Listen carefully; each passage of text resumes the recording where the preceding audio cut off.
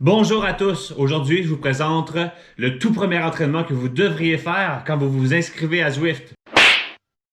Oui, bien sûr, vous devriez évidemment faire juste des rides solo dans Zwift et peut-être aussi possiblement aller faire des rides de groupe pour se découvrir un peu soi-même. Mais l'entraînement numéro un que je conseille pour tous, parce que j'ai fait des vidéos sur les entraînements par intervalle, sur les entraînements de Zwift Academy, ici et ça, mais j'ai jamais encore couvert le tout premier entraînement que vous devriez faire en vous inscrivant sur Zwift, le test FTP. Bon, le test FTP, qu'est-ce qu'il est censé déterminer? Le test FTP est basé sur ta Functional Threshold Power. Autrement dit, la puissance que vous êtes capable de maintenir pendant 1 heure. Et ça, la puissance maximale possible. Donc, entre autres, quand on est en dessous du FTP, on est dans la fonction endurance. Puis quand on est au-dessus, on est dans la fonction puissance. Et le FTP va déterminer la ligne entre ces deux bases de puissance-là. Donc, pour rejoindre l'entraînement FTP, c'est très très simple. On embarque dans le menu principal, on s'en va dans les entraînements.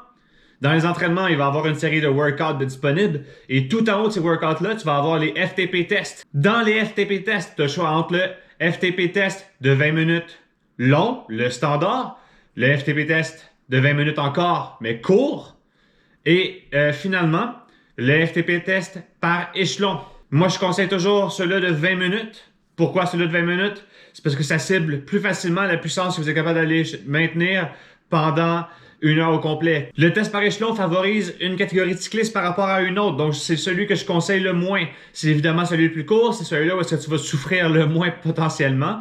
Mais c'est celui qui est le moins précis selon moi. Pourquoi? Parce que ça donne une très grosse évaluation du FTP pour ceux-là qui ont une très grosse puissance disponible dans les jambes, mais une mauvaise endurance. Et ça pénalise beaucoup les gens qui ont une excellente endurance, mais qui n'ont pas accès à énormément de puissance dans les jambes. Donc, des personnes qui font par exemple du vélo de montagne vont réussir à se rendre très très haut dans le test par échelon, pendant que ceux-là qui sont habitués de faire du ultra endurance sur route. Donc, une fois qu'on a rejoint l'entraînement, cette fois-ci, je vais faire l'entraînement long de 20 minutes. Donc, on a un très long réchauffement pour être sûr de bien faire circuler le sang dans les jambes et bien réchauffer les jambes. Ensuite, on a des petits intervalles courts pour finir le réchauffement. Ils sont un peu plus durs, mais franchement, ça se passe très bien. Ensuite, on a une période de repos et on a un test pour essayer de te permettre de cibler la puissance que tu vas vouloir maintenir. Ce test-là va être évidemment dans le coin d'environ, je pense, de 115% du FTP dans cette région-là. Et il va falloir le maintenir pendant 5 minutes. Une fois ce 5 minutes-là fait, on a un très long repos pour essayer de récupérer à 100%. Et grâce à l'effort qu'on vient de produire, on a une bonne idée de ce qu'on va pouvoir maintenir dans les prochains 20 minutes. Puis quand ce 20 minutes-là va commencer, il va falloir être la bonne gear tout de suite parce que c'est là que tu vas devoir calculer ta propre puissance. La cassette en arrière, le mode DRG va débarquer, puis ça va être vraiment toi qui vas décider selon ta gear quelle puissance tu vas produire et aussi selon ton RPM, bien sûr. Le truc, moi personnellement, c'est que tu commences vraiment là où tu cibles, puis tu essaies de maintenir le plus possible dans cette région-là. Tu peux commencer un peu plus bas pour les 10 premières minutes, puis essayer de monter un peu après pour les 10 dernières minutes, parce que sinon, si on commence trop fort, on a vraiment de la misère à continuer à pousser la puissance nécessaire, à garder la pression sur les pédales. Puis même si on a l'impression de forcer autant, la puissance ça diminue. Donc, il ne faut vraiment pas overshoot au début. C'est pour ça que je propose vraiment d'essayer de commencer avec une puissance un peu plus conservative au début. Puis après ça, de poursuivre en augmentant peu à peu la puissance fournie pour qu'au final, on puisse réussir à vraiment donner un punch à la fin. Si, dans le dernier 2 minutes, tu es à peine capable de pousser plus que la moyenne que tu as, c'est parfait. Ça veut dire que tu as bien calculé ça, puis tu as probablement fourni une puissance linéaire tout le long, ou sinon, tu as probablement donné trop au début, puis tu es obligé de récupérer par la suite et tu es vraiment mort pour la fin. Mais ça, c'est un autre débat. De toute façon, il faut vraiment fournir la puissance maximale qu'on peut sur cet effort de 20 minutes-là. Donc, c'est normal qu'à la fin, tu réussisses plus à pousser. Si tu réussis vraiment à être à avoir toute ton énergie à la fin, ça veut peut-être dire qu'il va falloir que tu recommences le test éventuellement parce que tu n'as pas poussé aussi fort que tu aurais pu. Ensuite, une fois le test fait, on peut se rendre compte que j'ai poussé très fort pendant ces 20 minutes-là.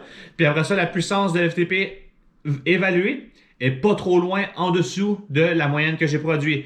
Ça, c'est selon le calcul de l'algorithme de Zwift. Et évidemment, cet algorithme-là suit des chartes ici et ça. Puis franchement, je trouve que c'est la meilleure évaluation qu'on peut aller chercher pour calculer ton Functional Threshold Power. La puissance de threshold fonctionnel en français. Mais tout le monde dit FTP. Ensuite, on produit un cooldown. C'est bien important le cooldown, de le finir et de bien le faire au complet. Et on peut même essayer de continuer un peu plus, durant un peu plus longtemps après le cooldown, en fournissant pas des grosses puissances, pour essayer de faire circuler le sang puis essayer de rendre la récupération plus facile pour les jours suivants. Il y a beaucoup de gens qui disent ça, et franchement, je suis d'accord avec eux autres. Ce 20 minutes-là risque d'être le 20 minutes le plus dur de toute ta vie. Et aussi le 20 minutes le plus interminable de toute ta vie. Sur ce, j'espère que cette vidéo-là a été utile pour vous. Et franchement, je vous souhaite un bon test FTP. Ça sera pas facile, mais croyez-moi, ça vaut la peine. Les gains sont là.